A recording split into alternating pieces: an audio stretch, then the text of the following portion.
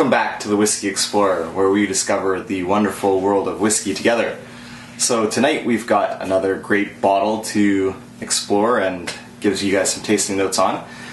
And this time tonight we have got the Dalmore 12-year-old expression here. It's Highland single malt Scotch. So this was actually the first bottle of whiskey that I bought. I had just kind of gotten into single malts and I think done a couple of tastings of different whiskeys, and I tried this one at my brother's place in Calgary. I really liked it, really liked the complexity of the malt, and so I decided to go out and buy this one. So in my area here in Victoria, BC, in Canada, this is going to run you about $90 to $95 a bottle.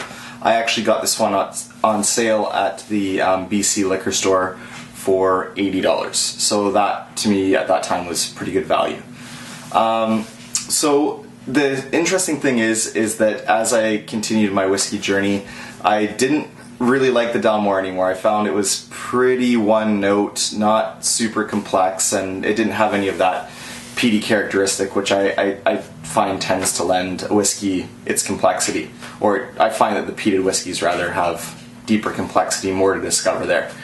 But I tried this one again actually the other night. I had some friends over and we got into the whiskey, and I had this one with a friend, and I actually liked it quite a bit. So as you can see, pretty, I'll put the bottle just a little bit closer there for you guys, but that guy right there is getting a little bit empty, so we've got what they call the elbow of the bottle left. So it should be good for just one last dram of the Dalmore 12. So without further ado, let's get to this one.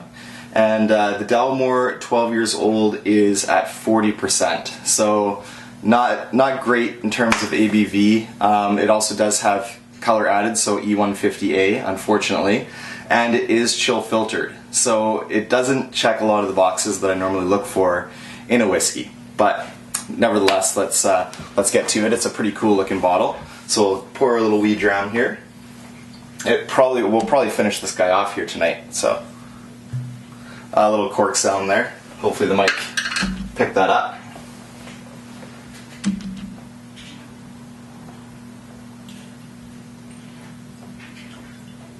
Yeah, we are right down to the last little drops of this guy here.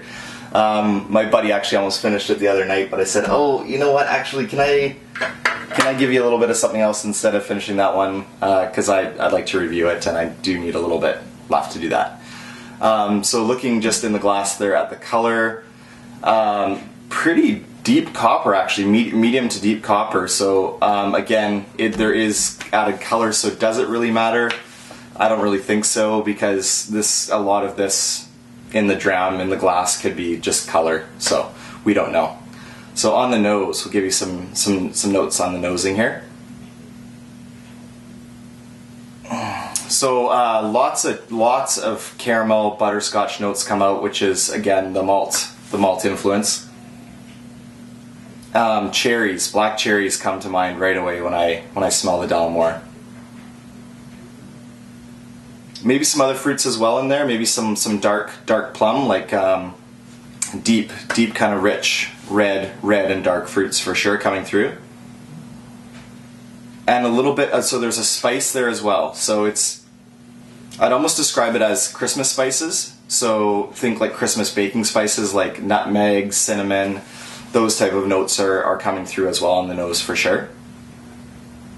But it's a really pleasant nose, and it does remind me more of it's a Highland, but it does remind me a little bit more of a Speyside quality to the nose there, where it's quite a fruity kind of nose. And I'll go in for a little sip and we'll give you guys some tasting notes there.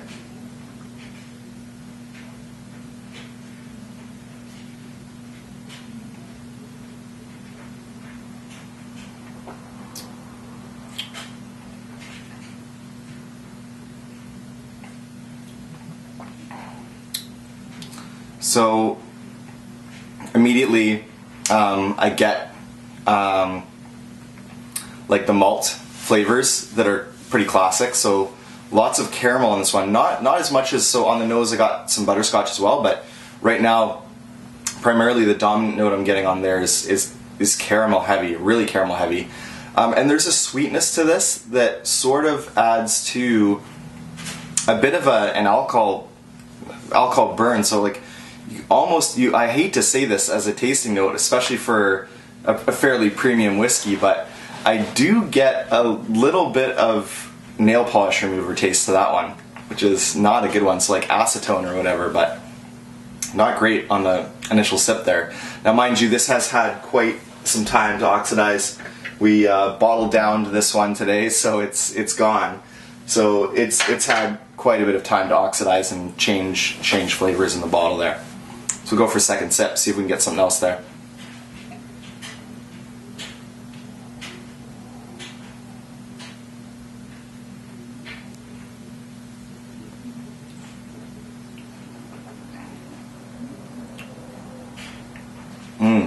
Better, but definitely quite a bit better on the second sip.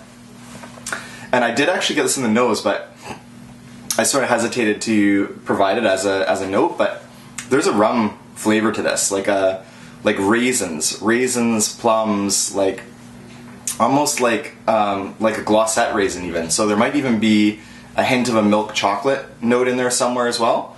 So there is a little bit of complexity coming through in the glass there for sure, which is nice. I do like that to find that, especially not in a Highland whiskey. So it's quite nice. And so I get like the dark and the black cherry notes, maybe some dark like red or black currants as well. Yeah, actually red and black currants. That's a good one. Maybe like a red grape, plum, cherry for sure. The black cherry I think I mentioned before. I'll go in for one last one, and then I'll leave you guys with that.